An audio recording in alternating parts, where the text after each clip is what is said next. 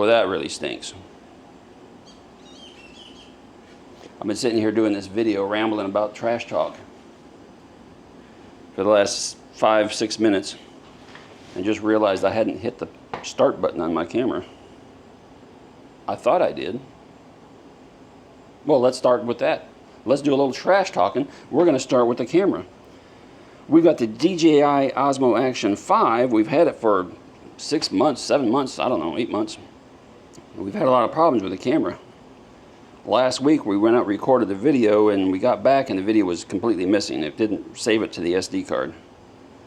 Right now I'm quite sure I hit the start button, started rambling for the last 6 or 7 minutes, and then it shut off because it wasn't turned on. It timed out. So I don't know. So that's how we started the trash talk. What I was telling you a moment ago when I was talking to myself, for trash talk today, we're talking about, well, first of all, I gave you a view of what the heck is going on in here, because for those of you who've been on my channel before, you know that, I mean, sometimes the desk gets cluttered, but it's never this bad in here. That's crazy. We'll talk about that in a minute. Just never this bad. Whew. All right, so trash talking. Remember we had the trike, the Siesta, Pereiro Siesta. It was a beige color trike, semi-recumbent, kind of really cool design. I really liked it. It's not in here now because we have it in our storage unit. Trash talking because that thing is trash, yeah. And so I wanted to bring you that information. We've had some trouble with it. When out of the box, and I'm going to use the Electric XP2. There's a brand new Electric XP2 trike. I'm going to use this as an example as I point some stuff out. But on the Siesta, the back end was not bolted correctly to the main frame. In fact, it was the whole thing was kicked sideways a little bit. So we had, right out of the box, we had to fix that and straighten that out and get it cleaned up. The latch up here wouldn't lock into place and it'd pop open. What other problems did we have in that thing right away? Oh, the right rear wheel had a wobble, not just a little wobble, it was a bad wobble, really bad wobble. We got it out on the road, managed to get one video done with it. Now, let me back up and say that when we get a bike in, no matter what brand it is, if it's got small problems, we try to take care of it. And if it's something we don't think is systemic to all the other models, we just take care of it and we usually don't mention it. You know, a loose screw or something got damaged in shipping, we don't talk about that typically. We just work with the manufacturer, fix it, and move on. But with that Siesta, communication with the company, it has not been that great. But, I mean, we had all those problems, and we were starting to work through them a little bit. We went out and made one video, so you can go look at that video. But then we were trying to make a second video, and I was going through the grass out in front of the property, out in front of the community out here, hit a bump, and it shut off. And I couldn't, it wouldn't start. It was dead, completely dead. So we had to get towed back, and when we got towed back, as we came up the bump here at the driveway, I was going a little fast because I was being towed. It bumped and the display came on and went back off. So, okay, it's bad wiring somewhere. Something's loose. We got to fix that. Well, a few days later, my buddy Ron came down here to get it because we did get it started, okay? But that bump, it started working again. So he came down here a few days later. He was going to take it to his house and he was going to clean it up. No, clean it up. He's going to try to tinker with it and fix it and see what was going on with it. Hey, have you seen the Narak video? That's a nice little bike right there, fat tires. Anyway, he gets that bike, he gets right there to the end of the driveway, and it appears the motor locked up. I mean, it was locked up, it didn't want to go. He couldn't pedal it, it was locked up, it was just grinding, and it was, at that moment in time, I said, we're done with it. So we took it over to my storage unit and put it over there, contacted the company, and they want it back.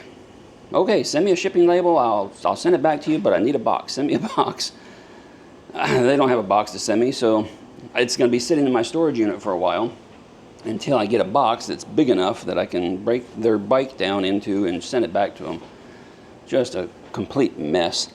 Anyway, some more trash talk. So let's talk about trash days around here, because that changed and that's kind of eating at me a little bit. So we get trash days around here on Tuesdays and Fridays. Twice a week they pick up the trash. Really nice. So your trash doesn't pile up and it doesn't sit out and get stinky because it's so hot and there's so many bugs here and critters and stuff. So somebody in the county decided that it was smarter for them to switch to the automated trucks, you know, the ones that go that kind of thing, instead of the guys walking around grabbing your trash can and dumping it manually. Well, I get that. That's fine. I mean, it's crazy hot here. Who wants to be working outside if they don't have to, right? But so they're going to change the cans out so that it works with the automated machine that picks them up. But the new cans are going to be 4 inches taller, 4 inches, and 1 inch wider. So that's not a lot. I didn't do the math. That's not a lot of space, and they're going down to 1 day a week. So they're drastically cutting our capacity down. So instead of 2 days a week with this size can, we get a slightly bigger can, just slightly bigger, 1 day a week. And the prices are probably going to go up because they got the brand new trucks and stuff, and just, oh, I'm not happy with that.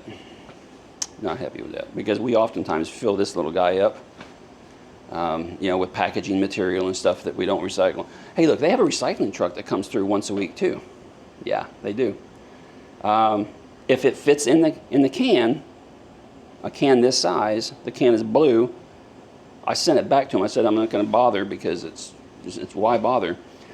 So if these big old boxes, if I can cut them up enough and get them into the can, they'll pick it up. But if the boxes are sitting on the ground next to it or whatever, they won't pick it up. Yeah, that's the recycling program. And you know what, the recycling program, it goes to the dump. Yeah, go figure. So that's why we don't recycle here. It ends up at the same place, and they won't take it. They won't take a box like that unless I, you know, slice it up enough to where it fits inside the can. And one box, and I've got 2 here, and I've often got 2 or 3 boxes. It's just a pain in the butt. So that's my trash talk for today. All right, guys, moving on. Hey, so today's Sunday. Monday morning, we open up our brand new website, hitchrackpro.com. We got one product out there is all we have, just one product for now. We got more on the way. That might be a preview to what is coming in a month or so, but we'll leave that there. The one product, you guys, that we have, that we developed here, pretty cool. The rack lift, that guy right there. It is a combination. It is a rack dolly. You can store your heavy e-bike racks on the rack lift.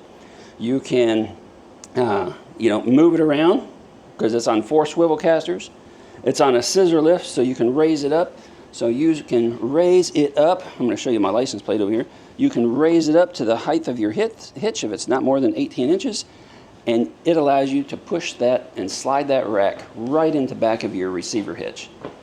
Yeah. So for those of you who have these heavy e-bike racks, and some of them are heavy, some of them are cheap, you know, material. They're a lot lighter, which is fine. They work for you. Some of them, like that one right there, that's that Hope You Ready brand. If you've seen my videos on that, real heavy. The Quicker rack, which is my primary bike rack, super heavy, right? And when I need to get loaded on the truck, you got to go over here. First of all, it leans up against the wall or a cabinet or something, and you got to pick it up, and then you got to duck walk it over and stick it on the truck. Speaking of ducks, look what's walking by out there. Hey guys, good morning to you. Yeah. Oh, this guy's gonna squeeze by. At least he's being slow. Last week I saw 3 cars, one right after another. And there was one of them standing in the middle of the street out there, and they had no patience for it. It wouldn't wait for it to go. I thought somebody was going to hit it.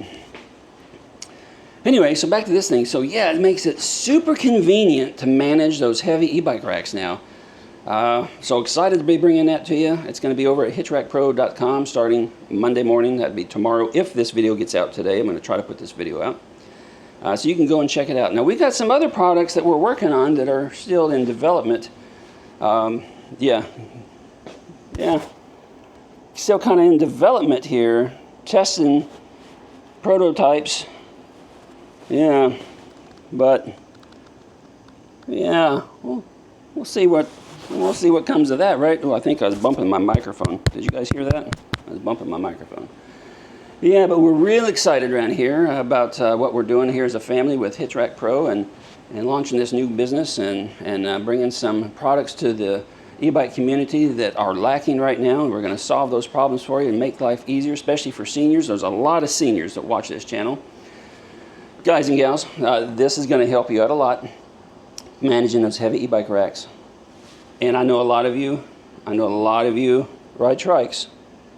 And right now you use those 4x8 trailers to take your trike to the park, or if you're lucky enough to have a truck, you run it up a ramp and haul it that way. Or you know, for some of you, you have bigger SUVs and you buy a trike that folds down enough that you can get it inside your SUV, which is all helpful, right?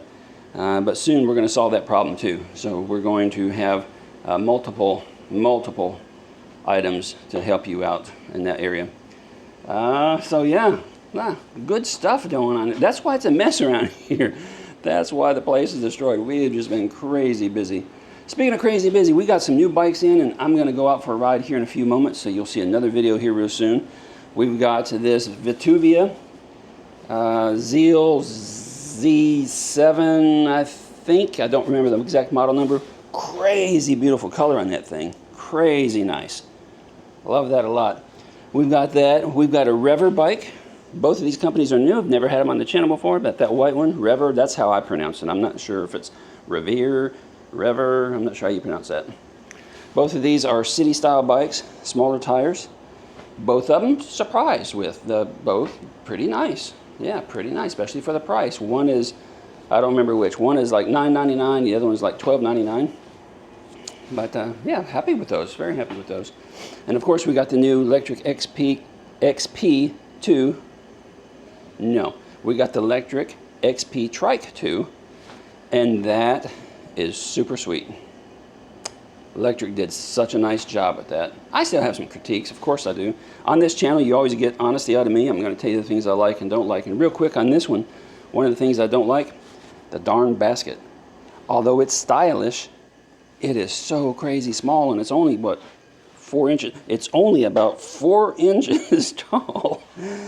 So you can't put a whole lot in there, right? It's going to fall out. So you need a net or you need a bag or something to contain stuff, because it's going to easily fall out, especially with these big gaping holes in there. It's going to fall down and get into your chain, and you got to come up with something for that. Maybe they have an accessory. I don't know. Still limited this to, what is it, like 14 miles an hour, 14 and a half miles an hour, when most trikes coming out on the market today will do 20, right?